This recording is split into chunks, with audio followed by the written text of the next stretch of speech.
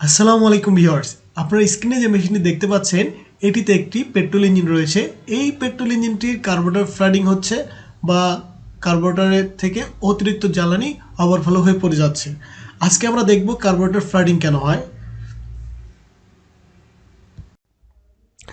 তার আগে চলুন দেখে আসি কার্বোরেটর কিভাবে কাজ করে।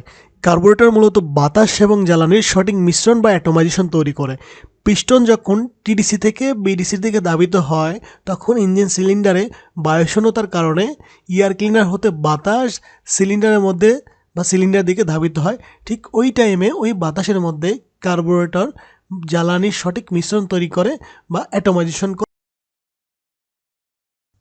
স্ক্রিনে আমরা দেখতে পাচ্ছি পিস্টন যখন টিডিসি থেকে বিডিসি থেকে ধাবিত হচ্ছে তখন সিলিন্ডারের মধ্যে যে বায়ুশূন্যতা তৈরি হচ্ছে, এই বায়ুশূন্যতা পূরণ করার জন্যে এয়ার ক্লিনার থেকে বাতাস সিলিন্ডারের দিকে প্রবেশ করছে। ঠিক এই টাইমে ওই বাতাসের মধ্যে প্রেশার ড্রপের কারণে ফিউয়েল বা পেট্রোল বা অকটেন জ্বালানি বাতাসের মধ্যে উঠে আসছে এবং সঠিকভাবে ভেঞ্চুরের মধ্যে মিশ্রিত হচ্ছে। এখন আমরা কার্বোরেটর ফ্লাডিং কিভাবে হয় সেটা দেখব। তারপরে কার্বোরেটর কিভাবে পরিষ্কার করতে হয়, তারপর ফ্লট বল কিভাবে চেঞ্জ করতে হয়, কার্বোরেটর থেকে ফুয়েল কেন সাপ্লাই হয় না, এই জিনিসগুলো আমরা শিখব। তো প্রথমে আমরা দেখে নেব যে কার্বোরেটর ফ্লাডিং কেন হয় বা কার্বোরেটরে ওভারফ্লো হয়ে কেন ফুয়েলটা পড়ে যায়, সেটা কি একটু আমরা দেখে নেই। এই জন্য প্রথমে আমরা আগে একটু কার্বোরেটর সম্পর্কে আমরা একটা আপনাদের সাথে পরিচয় করাই দিই। এটা হচ্ছে চোখ ভাল্ব। এটা মূলত এখান দিয়ে বাতাস যায়। এটা থ্রোটল ভাল্ব। থ্রোটল ভাল্বে মূলত বাতাস এবং জ্বালানির যে মিশ্রণটা থ্রোটল ভাল্ব হয়ে ইঞ্জিন সিলিন্ডারের মধ্যে যায়। থ্রোটল ভাল্ব এটার মাধ্যমে নিয়ন্ত্রণ করা হয়। এটা হচ্ছে ফুয়েল লাইন, এটার মধ্যে দিয়ে মূলত ট্যাঙ্কি হতে ফুয়েলটা আসে, এটা ফুয়েলের চাবি। তো এখন আমরা রিজার্ভ ট্যাঙ্কটা খুলবো। এটা হলো রিজার্ভ ট্যাঙ্ক। রিজার্ভ ট্যাঙ্কটা খুলে আমরা প্রথমেই দেখাই নেব যে কীভাবে কার্বোরেটর ফ্লাডিং হয় বা ওভারফ্লো হয়। আমরা প্রথমে রিজার্ভ ট্যাঙ্কের যে বোল্টটা সেটা খুলে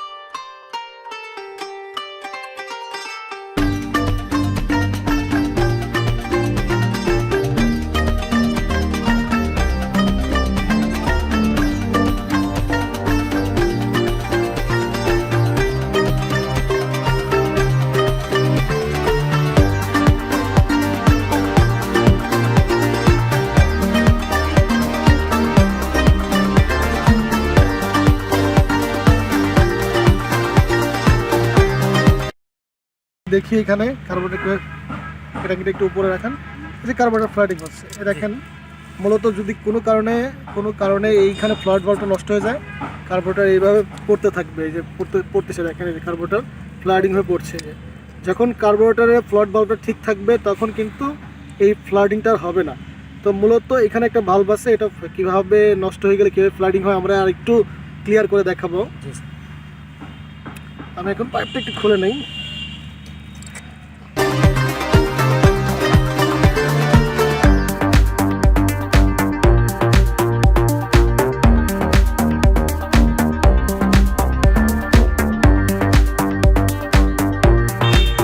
এটার নাম ফ্লট ভাল্ব। এই ফ্লট ভাল্বের যেই কালো রাবারটা নষ্ট হয়ে গেলে এবং এইখানে ফ্লটটা যেখানে বসে এই ফ্লটের সিটটা যদি ক্ষয় হয়ে যায় তাহলে কিন্তু এই কার্বোরেটর ফ্লাডিং হয়। এখন আমরা ধরে নিলাম কার্বোরেটরে যে ফ্লট ভাল্বটা নষ্ট হয়ে গেছে, এই জন্য আমরা খুলে রেখে মূলত কীভাবে কোথায় দিয়ে কার্বোরেটর ফ্লাডিং হচ্ছে এটা আমরা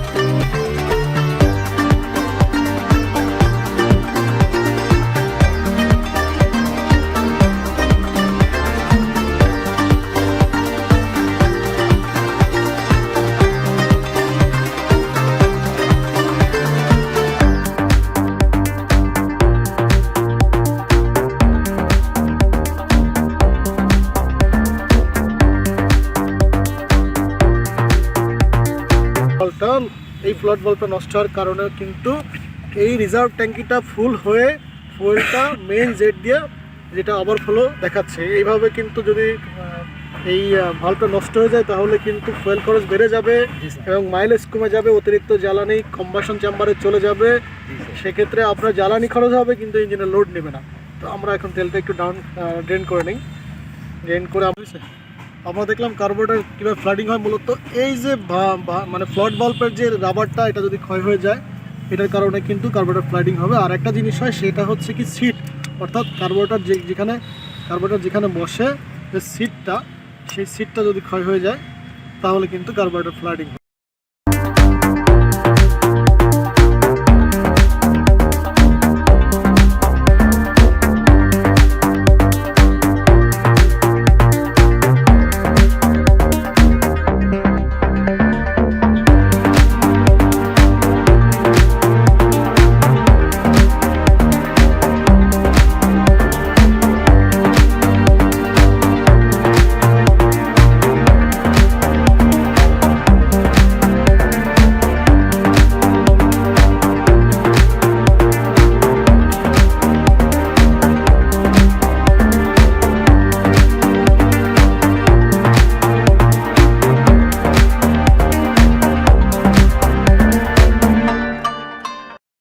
ক্যামেরাটা কাছে নিয়ে আসেন। আমরা এখন দেখি যে কার্বোরেটর থেকে সিলিন্ডারে কেন তেল যায় না, অর্থাৎ ইনটেক স্টকে সিলিন্ডারের মধ্যে যখন পিস্টন সাকশন স্টকে টিডিসি থেকে বিডিসি থেকে নামে তখন কেন ফুয়েল যায় না বা কার্বোরেটর থেকে বাতাস এবং জ্বালানির মিশ্রণ সিলিন্ডারে প্রবেশ করে না। তো প্রথমেই আমাদের লাগবে হচ্ছে এই জন্য যে মেইন যে জেটটা আমরা এটা পরীক্ষা করে দেখবো এটা ঠিক আছে কিনা। এই জন্য আমাদের এরকম একটা ভাঙা হলেও চলবে, একটা এরকম টেস্টার হলেও চলবে। এখন ভাঙা অসুবিধা নাই, কিন্তু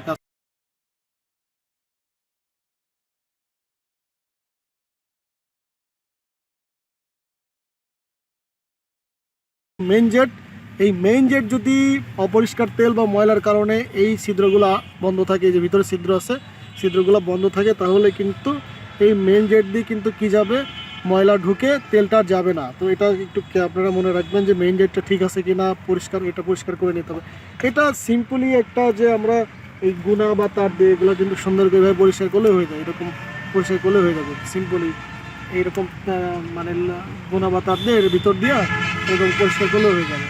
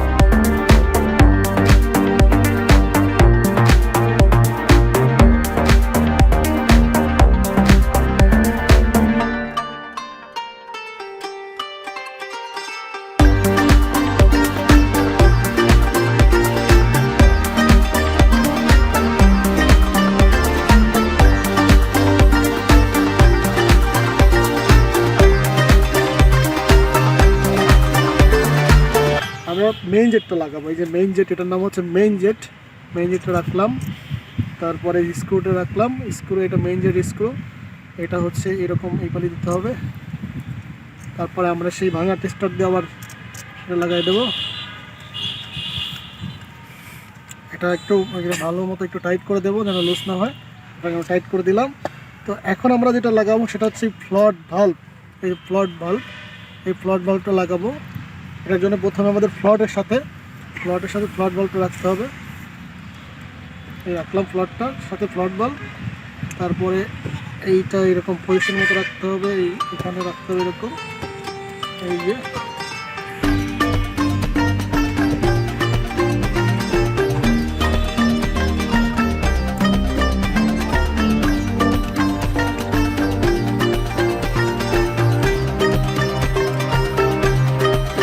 ফ্লট। এখন লাগানো লাগবে রিজার্ভ ট্যাঙ্কিটা। এখানে রিজার্ভ ট্যাঙ্কি লাগালাম, যে রিজার্ভ ট্যাঙ্কির যে বোল্টটা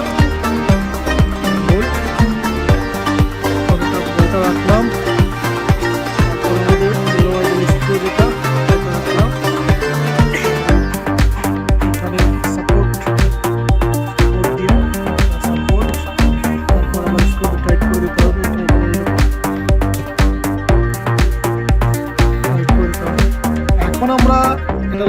পরে তেলটা মেপে দেখবো আসলে আমাদের ফ্লটটা ঠিক মতো কাজ করছে কিনা। আমরা এখানে আমাদের ফ্লট যেটা আছে সেটা ঠিক মতো ভালো আছে কিনা বা ঠিক মতো কাজ করছে কিনা আমরা দেখে নেব। এই জন্য প্রথমেই আমরা এটা সুন্দর মতো টাইট করে নেবো সব কিছু। এখান থেকে টাইট করে নিলাম। তো এখন আমরা যেটা খুবই ইম্পর্টেন্ট কার্বোরেটরের ক্ষেত্রে তেল মাপবো, কার্বোরেটর তেলের পরিমাণটা ঠিক মতো রিজার্ভ ট্যাঙ্কিতে আসে কিনা বা বেশি হয় কিনা। জি, বেশি হয় কিনা। তো প্রথমেই আমরা এইটা ফুল ট্যাঙ্কের মধ্যে একটু ঢেলে দেবো। সবাইকে একটু আর একবার দেখান, সবার ফেসটা সবাইকে দেখান, এখানে যারা ট্রেনি আছে।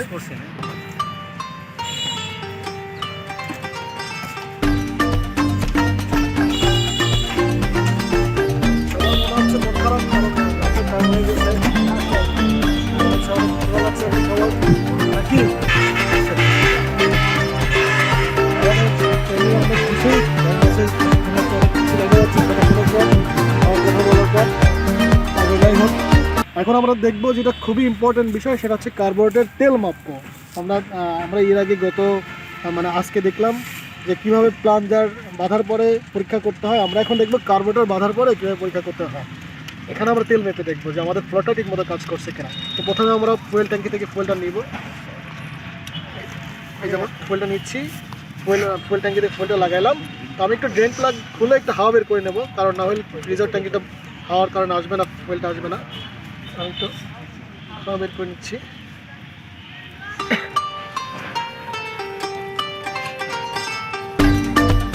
এই যে আমার রিজার্ভ ট্যাঙ্কিতে ফুয়েল আসতেছে, ভরে গেছে।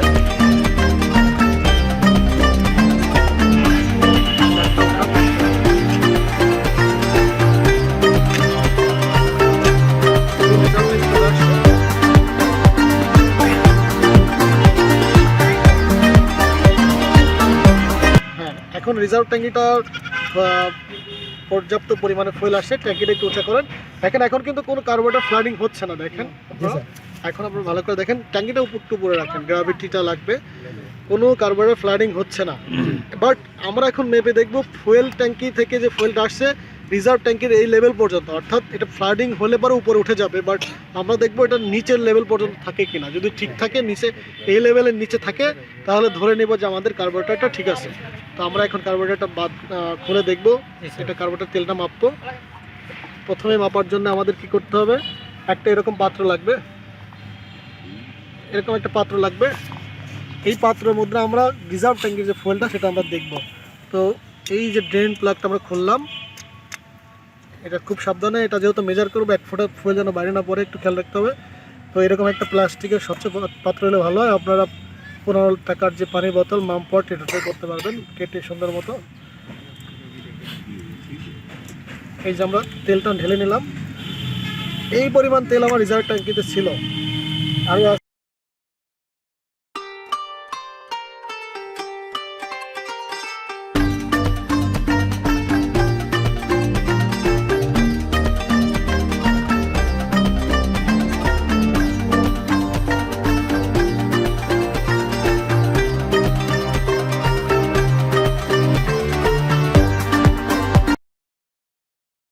আসলে কি পরিমাণ ফুয়েলের মধ্যে আসছে। যদি আমাদের কার্বোরেটর ফ্লট বাল্ব ভালো থাকে, তাহলে কিন্তু ফুয়েলটা এই লেভেলের নিচে থাকবে।